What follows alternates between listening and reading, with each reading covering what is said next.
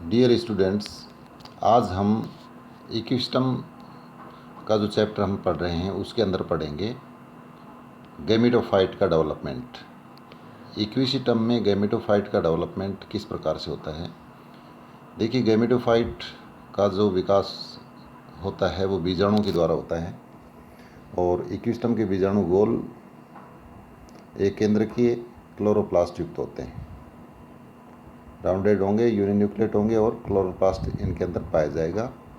और इनकी जो वाल होती है बीजाणुओं की, उसमें 4 वाल पाई जाती हैं, जिसमें सबसे बाहर की तरफ एक्सोस्पोर है और एक्सोस्पोर के ऊपर भी एपिस्पोर पाई जाती है और सबसे अंदर की ओर एंडोस्पोर होती है।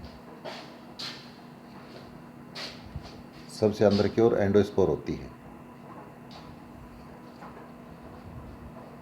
जो एपिस्पोर है वो एपिस्पोर बाद में फट करके इलेटर्स बनाती हैं और ये इलेटर्स हाइग्रोस्कोपिक नेचर के होते हैं, जो नमी को पा करके फैलते और सिकुड़ते रहते हैं, जो कि बीजाणुओं के प्रकीर्णन के अंदर मदद करते हैं। तो गैमेटोफाइट का जो डेवलपमेंट है वो बीजाणुओं के द्वारा होता है और बीजाणु ज़मीन में गिरते ही तुरंत अंकुरित हो जाते हैं। इनकी जो वाइबिलिटी होती है वो कम होती है, इनकी जीवन क्षमता काफ़ी कम होती है, क्योंकि ऐसा मानते हैं कि इसमें साइंटिस्ट हुए हैं होके, उन्होंने बताया है कि बीजाणु का तुरंत अंकुरण का कारण है कि इनके बीजाणु की जो रेस्पायरेशन जो रेट होती है वो काफ़ी तेज़ होती है। इसलिए अगर ये तुरंत अंकुरित नहीं होंगे तो इनकी जीवन क्षमता ख़त्म हो जाती है। इनके बाहर जो स्पोर वाल पाई जाती है वो भी पतली होती है, तो नमी को सो करके स्पोर वाल फट जाती है और इसके अंदर पहला जब विभाजन होता है बीजाणु का तो 2 कोशिकाएं बनती हैं।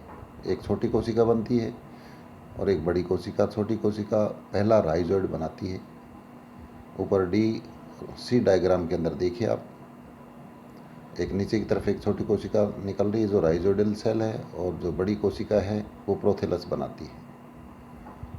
इसमें एक ये भी विशेषता है कि जो बीजाणु अंकुरित होते हैं, अगर एक ही जगह पर बीजाणु गिर गए हैं तो फिलामेंटस प्रोथेलस का विकास होगा, यानी तंतुवत प्रोथेलस बनेगा, जैसा जी डायग्राम में दिखाई दे रहा है, पतला। और अगर बीजाणु दूर दूर तक गिर करके अंकुरित होते हैं तो थैलस बनेगा, एच डायग्राम में देखिए, मोटा और कुशन शेप बनेगा। जो प्रोथेलस होते हैं वो हल्के भूरे रंग के पृष्ठधारी और थैलसनुमा संरचना लिए हुए होते हैं और इनका जो डायमीटर है, व्यास, वो 1 से 10 मिलीमीटर तक होता है। और थैलस की निचली सतह के ऊपर राइजोइड्स निकलते हैं जो कि आधार से जुड़े रहते हैं। ऊपर की ओर कुछ हरी शाखाएं निकलती हैं जिनके ऊपर एंथ्रिडिया और आर्किगोनिया का डेवलपमेंट होता है। अच्छा, इसमें सेक्सुअलिटी के बारे में जो गैमेटोफाइट बन रहा है उसमें लैंगिकता क्या होगी, इसके बारे में ये देखा गया है कि अगर बीजाणु एक ही स्थान पर गिर गए हैं तो थैलस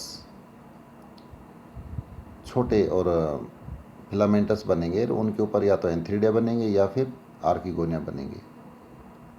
और अगर बीजाणु दूर दूर गिर करके अंकुरित हुए हैं तो फिर वो थैलस मोनोसियस होगा, प्रोथेलस मोनोसियस होगा, यानी उसके ऊपर एंथ्रिडिया भी विकसित होंगे और आर्किगोनिया।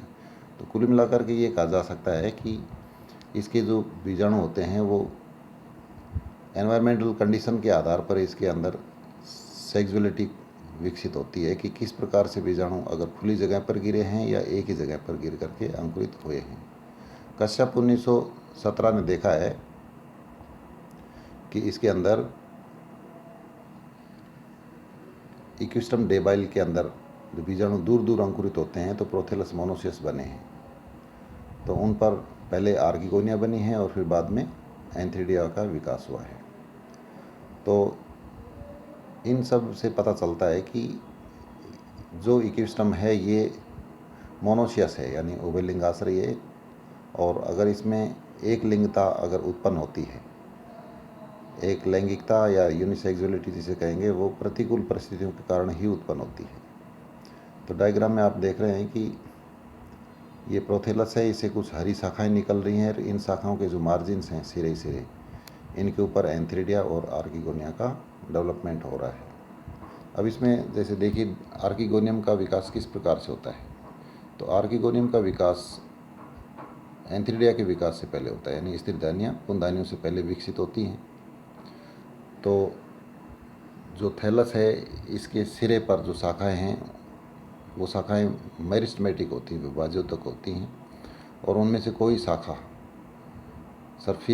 सुपरफिशियल जो सेल है वो आर्किगोनियल इनिशियल का कार्य करती है, और उसमें एक परिणत विभाजन होगा, जैसे बाहर की ओर प्राइमरी कवर सेल बनती है और अंदर की ओर सेंट्रल सेल बनती है। प्राइमरी सेल के अंदर दो वर्टिकल डिवीज़न होते हैं एक दूसरे को काटते हुए, जिसे प्राइमरी नेक सेल्स बनती हैं, और ये नेक सेल्स 2-3 विभाजनों के द्वारा 3 से 4 कोशिका ऊंचाई की नेक बना देती हैं।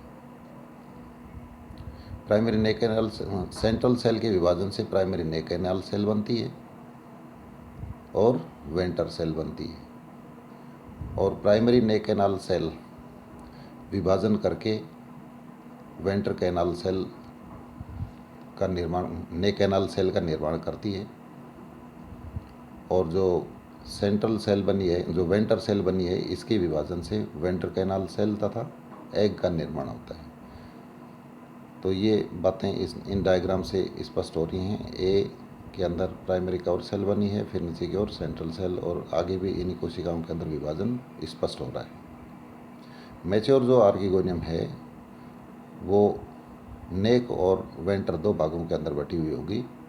वेंटर प्रोथेलस के अंदर दसा हुआ रहता है और नेक प्रोथेलस से बाहर उभरी हुई होती है, और नेक की ऊंचाई 3 से 4 कोशिका ऊंची होती है, जो कि 4 वर्टिकल रोज में व्यवस्थित कोशिकाओं से बनी होती है। नेक कैनाल में 1 या 2 नेक कैनाल सेल्स स्थित होती हैं, और जो वेंटर वाला नीचे का भाग है जो फूला हुआ है वो छोटा होता है, जिसमें एक वीसीसी यानी वेंटर कैनाल सेल स्थित होगी, और आधार की तरफ एक एग बनता है। इसके बाद जैसे एंथ्रीडियम का जो विकास है वो भी उसी प्रकार से, जैसे प्रोथेलस के अंदर जो शाखाएं हैं और उनके जो सिरे पर जो कोशिकाएं हैं, मेरिस्टेमेटिक कोशिकाएं हैं, उनमें से कुछ कोशिकाएं विभेदित हो जाती हैं और एंथ्रीडिया एम्बेडेड होती हैं, और मार्जिन्स के ऊपर प्रोजेक्टेड एंथ्रीडिया भी पाई जाती है। तो इसके डेवलपमेंट के अंदर कोई सुपरफिशियल सेल सिरे पर जो शाखाएं हैं, कोई शाखा डिफ्रेंशिएट कर जाती है जिसे हम एंथ्रीडियल इनिशियल कहते हैं, और इसमें पेरिक्लाइनल डिवीज़न होगा, जिसे बाहर की ओर जैकेटिनियल सेल बनेगी तथा अंदर की ओर प्राइमरी एंड्रोगोनियल सेल बनेगी। जैकेटिनियल के अंदर एंटीक्लाइनल डिवीज़न होते हैं, जिसे एक स्तरीय जैकेट बनता है, यानी वो एंथ्रीडियम का जैकेट बनाएगा, और इसके शीर्ष भाग की कोशिकाएं कुछ त्रिकोणीय रूप से ओपरक्यूलर सेल के रूप में डिफ्रेंशिएट हो जाती है, जो कि एक ढक्कन बना देती है। जो इसके अंदर प्राइमरी एंड्रोगोनियल सेल्स हैं, इनके अंदर बार बार विभाजन होते हैं, जिससे एंथीरोजोइड मदर सेल्स बनती हैं, और प्रत्येक एंथीरोजोइड मदर सेल्स रूपांतरित होकर के एंथीरोजोइड बनाता है। तो एंथीरोजोइड का जो अगला भाग है, इसमें एच डायग्राम देखिए, ये अगला भाग कुंडलित है, और उसके ऊपर बहुत सारे हेयर्स पाए जाते हैं, रोम पाए जाते हैं। तो इक्विस्टम की खासियत है कि इसके जो पुमड़ों होते हैं, एंथीरोजोइड्स होते हैं, वो बहु कसाबिक होते हैं। ये कसाबिकाएँ पाई गई हैं इसके सिरे के ऊपर। जो प्रोजेक्टेड एंथ्रीडियम के डेवलपमेंट में जो मार्जिन्स है, इसमें 3 वाल से इनका डिवीज़न होता है, और इसके परिणाम स्वरूप टेट्राहेड्रल जो सेंट्रल सेल विभेदित होती है। यह सेंट्रल कोशिका एंथ्रीडियल इनिशियल का कार्य करती है। मैच्योर जो एंथ्रीडियम है, यह एक गोलाकार संरचना होती है, और प्रत्येक एंथ्रीडियम के बाहर की तरफ एक जैकेट पाया जाता है, और सिरे पर एक ढक्कन के रूप में प्राच्छद कोशिका उपस्थित होती है और जैकेट से ढके हुए अंदर की ओर 256 तक एंथीरोजोइड्स इसमें स्थित होते हैं। जो प्रोजेक्टेड एंथीरिडिया यानी जो बाहर की तरफ दिखाई देते हैं वो आकार में कुछ छोटी होती हैं और उनमें एंथीरोजोइड्स की संख्या भी कम होती है, और जो अंदर की ओर जो थैलस में प्रोथैलस में धस्से होती हैं उनके अंदर एंथीरोजोइड की संख्या ज़्यादा होती है। प्रत्येक एंथीरोजोइड्स हम देख रहे हैं कि यूनिन्यूक्लिएट है, यूनिसेलुलर है, कोइल्ड होता है और अगले भाग के ऊपर अनेक फ्लैजिला उपस्थित होती हैं और इसका विस्फुटन होता है। एंथीरिडियम फटती है और इसके नमी को पा करके फट जाएगी और एक प्रेशर डेवलप होगा जिससे जो ओपर्क्युलर सेल है वो उस स्थान से हट जाएगी और एंथीरोजोइड्स बाहर आ जाएंगे और ये एंथीरोजोइड्स आर्किगोनियम तक पहुंच जाएंगे और फिर इसके बाद में फर्टिलाइजेशन की क्रिया संपन्न होगी। तो इसमें यहाँ तक का पार्ट ही इम्पोर्टेंट था।